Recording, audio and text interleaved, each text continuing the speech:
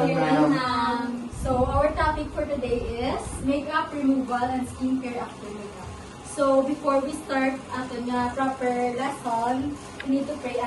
Please stand up. Hold down your head. Go.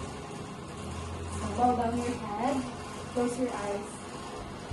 Our Father who art in heaven, hallowed be thy name, thy kingdom come, thy will be done, on earth as it is in heaven. Give us this day our daily bread, and forgive us our trespasses, as we forgive those who trespass against us. And lead us not into temptation, but deliver us from evil. So our objectives for today's lessons are: first is the identify the steps in proper makeup removal. Second is value proper skincare after makeup application. Third is to demonstrate correct makeup removal procedures. So before we start our lesson, we need to answer these following questions to break the ice, okay? So just raise your hands if you want to answer. So, sleeping with makeup is healthy. True or false? Mr. Reyes? False, ma'am. Why do you think it is false? Because makeup is not good when sleeping with makeup is not good to our skin or face. Okay, correct. Second, washing your face removes dirt and oil. Miss Binagre? True, ma'am. Why do you think it is true? Kay kung mag-wash ka sa matog na face, ma'am, nga may ko, ma'am, gina-remove, yagit man ang dirt, kaya ang excess, ma'am. Yes, correct. So, the third one is breakouts or acne. So, kaya wala ko natinduan, meron yung mga face, build up the mga bacteria which is gabas ang acne sa inyong face. May natunan mga class. Diba Yes. So, here are the materials needed in order to clean your face. So, the first one is cotton pads.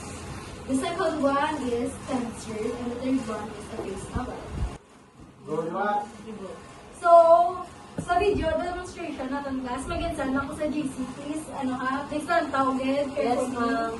Kaya, tamatian kitang gawa ka sa video. Kaya may assignment ko later. So, here are the step-by-step proper makeup removal steps. So, the first one is wash your hands. So, hindi na wash ang hands to avoid bacteria, kag masanitize hands to prevent diseases and infections. The second one is apply cleanser. Sa pag-apply ka cleanser, need mo anibal yung mga skin type, dry, oily, or combination ka. So, the third one is remove makeup gently. So, gamit ang cotton pads, dito mo butang ang cleansing oil. Then, apply it gently to your face para makakasi yung mga makeup. Then, the fourth one is wash your face using water, of course. Then, dry it with a clean towel. So, after you clean your face, matama sa loob ang skincare. The first one is cleansing. So, by day, you need to consider this products to clean your face. The first one is a cleanser. Cleanser uses to clean your face, remove dirt and oil na build up. The second one is toner. Toner is to balance your pH. The serum is to extract kung may acne ka, bulig sino para makuha ang acne. The fourth one is to moisturizer. Moisturizer is galak asang hydration sa iyong skin. So, the fifth one is the sunscreen. Ang sunscreen naman nag-protect sa inyo pang UV damages. So, by night, of course, you need to clean yourself again. Pwede ka double cleanse using cleansing oil again if you put makeup into your face. The second one is toner. Just like what I have said, toner is for your skin balance, pH balance. The third one is serum. So, lastly is the night cream. So, pagkasunin sila sa moisturizer, which is galak sa hydration sa mga face. So, what do you think is the use of moisturizer? So, ginapa-soft yung imong skin, and also, ma'am, ginapa-moist yung imong skin, ma'am. Yes, moisturizer, ga-help siya sa moisturization sa skin. Yes. And ga-help lock some hydration sa ating face. Miss Isal, may bulbang ka kayo nila. So, okay. So, how can poor skincare affect confidence? Why is skincare important? Skincare protects your skin barrier, prevents issues like acne, and premature aging, and keeps skin healthy and functional. So the second one here is, how can poor skincare affect our self-confidence? Poor skincare can lead to visible problems like breakouts, dryness, or dullness, which often make people more self-conscious and less comfortable in social settings.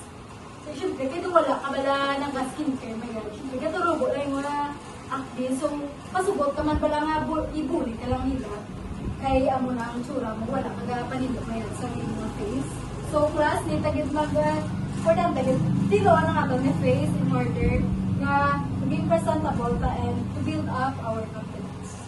For your assignment class, create your own daily skincare routine, schedule, and demonstrate proper makeup removal. Nakita niyo naman to ang video sa GC, di ba? So, you need to man ka sa ninyo na skincare routine, ibutang niyo lang siguro sa notebook niyo, ha? Yes, Then, make a video about demonstrating the proper skincare. Step by step, kita niyo naman, no? Yes. Okay, that's all for today, class. Thank you. Thank Thank you, you, ma'am.